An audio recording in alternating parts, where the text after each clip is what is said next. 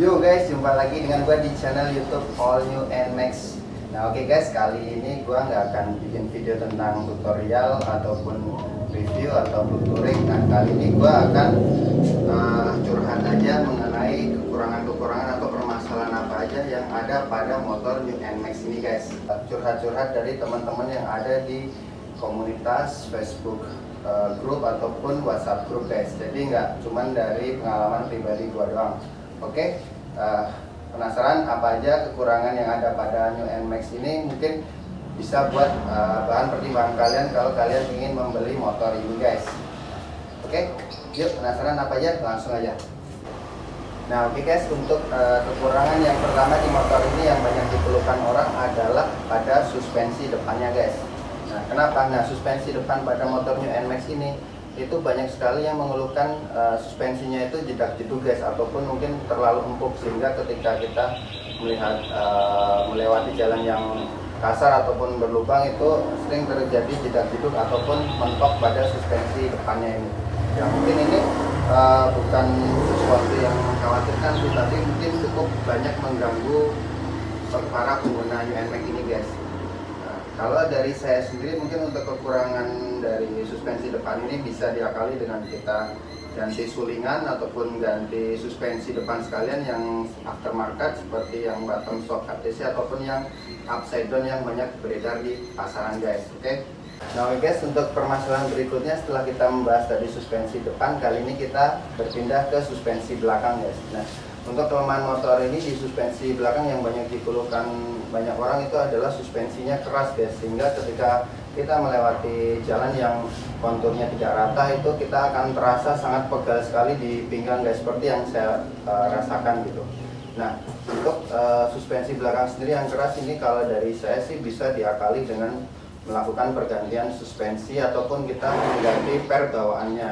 Nah untuk suspensi belakang yang keras ini terjadi di model New NMAX ini yang tipe standar guys, yang tidak ada pengaturan preloadnya. Sedangkan yang tipe ABS yang ada pengaturan preloadnya itu bisa kita setel untuk pengaturannya ke agak empuk gitu guys. Jadi kalau yang mode ABS kan ada pengaturannya, nah itu bisa kita setel untuk lebih empuk gitu. Atau kita kalau mau lebih bagus ya kita ganti suspensi aja yang aftermarket, jadi seperti itu guys. Oke, untuk permasalahan berikutnya yang banyak dikeluhkan orang pada motor ini setelah pemakaian beberapa tahun adalah pada sektor kelistrikannya guys, yaitu terutama pada soket spool motor ini yang fungsinya adalah untuk nyetater motor ini ya guys ketika mau dinyalakan awal.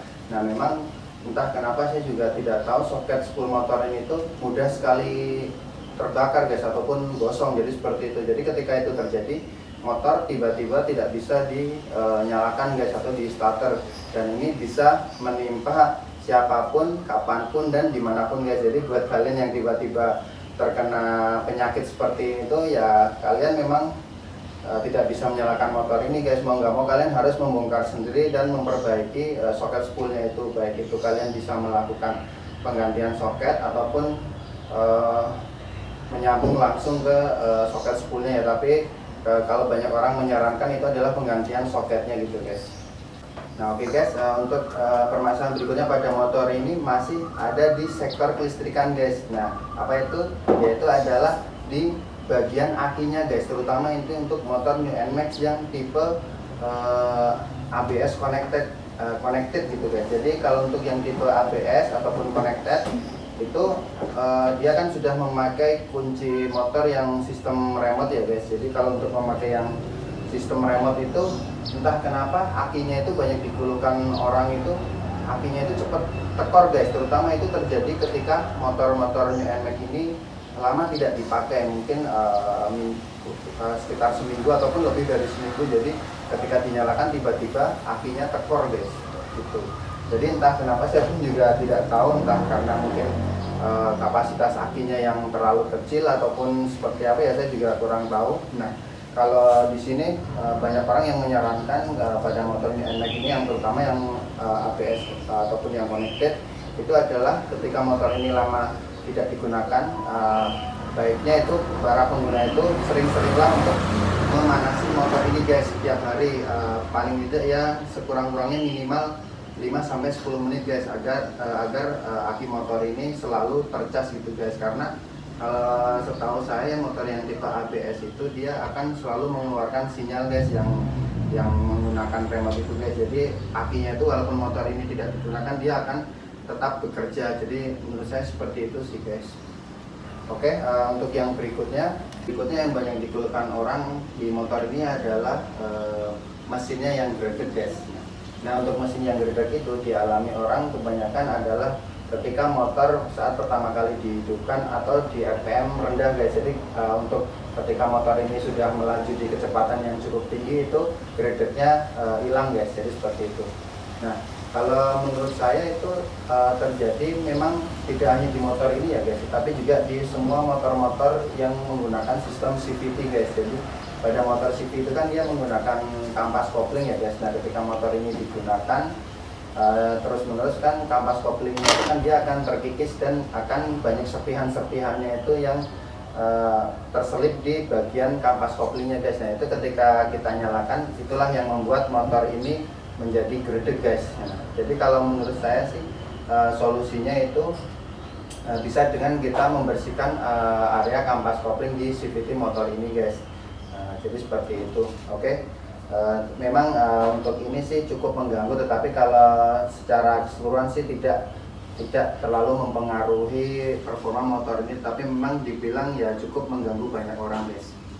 Oke, untuk yang berikutnya yang sering dikeluhkan orang di motor ini dan juga saya pernah mengalaminya juga itu adalah di pada seal rumah roller guys. Jadi di rumah roller itu ada sealnya guys. Nah, itu saya pernah mengalami dan orang juga sering mengalami itu adalah entah kenapa terlalu cepat bocor guys gitu. Jadi ketika bocor dia akan merembes oli ke daerah CVT ya guys. Nah, ini ketika kita biarkan maka lama-kelamaan motor kita akan ngempos guys tenaganya. Nah, kenapa? Memang sih kalau yang namanya seal itu kan lama-kelamaan akan bocor. Tapi ya, kalau di sini yang saya permasalahkan adalah bocornya itu rentan waktunya itu tidak terlalu lama guys. Jadi kurang dari 6 bulan saya pernah mengalaminya itu bocor terus guys untuk sealnya itu. Nah, dan itu cukup mengganggu ya, karena ketika terjadi bocor itu akan tenaga motor kita akan ngempos guys, karena dia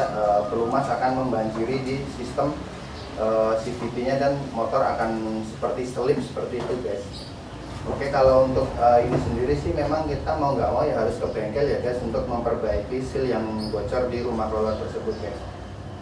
Oke, nah untuk yang berikutnya yang sering terjadi dan orang sering keluhkan di motor ini itu adalah di tarikan awal yang lemot guys, tarikan bawahnya. Nah, itu pun saya juga mengalami dan kebetulan mesin motor saya ini masih standar, kiriannya pun juga masih standar, sehingga saya bisa merasakan betapa lemotnya motor ini di tarikan bawahnya itu guys. Tapi kalau menurut saya sih ya itu memang wajar, karena memang settingan dari pabrikannya memang dibuat seperti itu, karena untuk motor ini itu memang motor ini itu tidak memprioritaskan di tarikan bawah. Jadi motor ini itu kalau saya lihat, kalau saya amati sih lebih ke tarikan atasnya guys, sehingga dia mampu untuk melewati di top speed yang cukup tinggi guys. Jadi seperti itu. Tapi memang kalau dibanding dengan pesaing-pesaingnya di pasaran seperti PCX 160 ataupun PCX 160, memang motor ini kalau saya bilang sih paling tertinggal ya untuk tarikan bawahnya, memang yang paling lemot di antara pesaing-pesaingnya. Jadi seperti itu guys.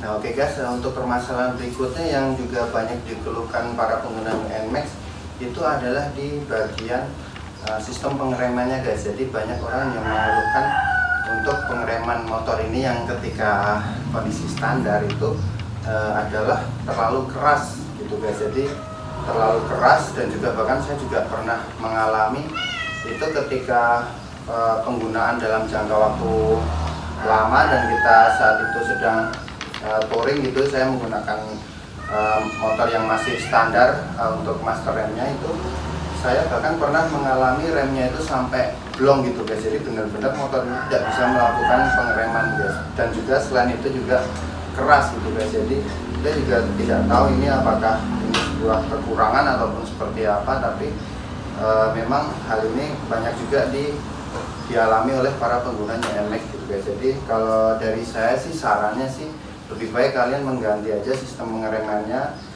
yang lebih baik, ataupun kalian juga bisa mengganti selang rem ataupun dari kaliper motor ini guys gitu. Nah oke guys, mungkin dari saya cukupkan itu saja untuk beberapa keluhan yang saya alami setelah pemakaian motor ini selama 2 tahun, ataupun juga dari curhat teman-teman yang ada di komunitas ataupun di grup Facebook ataupun grup WhatsApp. Jadi seperti itu guys.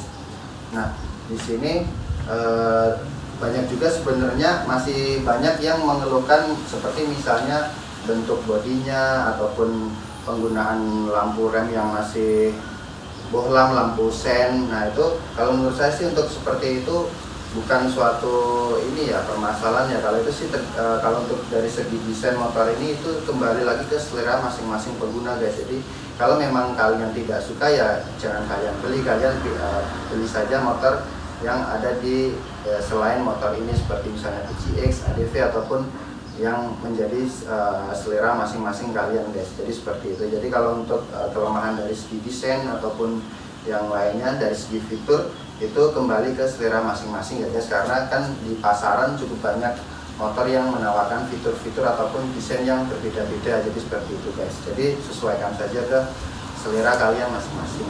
Nah oke guys, mungkin cukup segitu dari saya di sini. Tujuan saya membuat video ini tentu bukan untuk mencari-cari kekurangan motor ini ataupun membuli motor ini ya guys, tapi di sini adalah lebih ke saya maksudkan kepada kalian ya, para calon-calon mungkin yang ingin membeli motor ini tetapi kalian belum tahu kekurangan motor ini. Kalian bisa sebagai bahan pertimbangan kalian untuk membeli motor ini atau tidak. Jadi seperti itu guys. Kan banyak juga kan kalian yang ada di rumah yang mungkin ingin membeli motor ini tetapi kalian dilema karena kalian mungkin belum mengetahui kekurangan motor ini. Jadi mungkin di sini saya akan memberi beberapa masukan khususnya di kekurangan ataupun permasalahan motor ini yang mungkin banyak yang belum kalian ketahui. Jadi seperti itu. Di sini saya ingin sampaikan lagi juga bahwa motor ini sebenarnya bukannya produk cacat atau apa ya. Kalau menurut saya memang tidak ada motor yang sempurna guys. Pasti setiap model, setiap merek itu pasti ada semualah kekurangannya. Nah di sini saya hanya akan menyampaikan kekurangan motor ini yang saya alami secara pribadi dan juga teman-teman saya alami. Jadi untuk supaya sharing ke kalian saja guys. Jadi seperti itu. Oke guys, cukup sekian. Terima kasih telah menonton video saya sampai selesai. Semoga kita bisa berjumpa lagi di video-video saya berikutnya. Bye bye.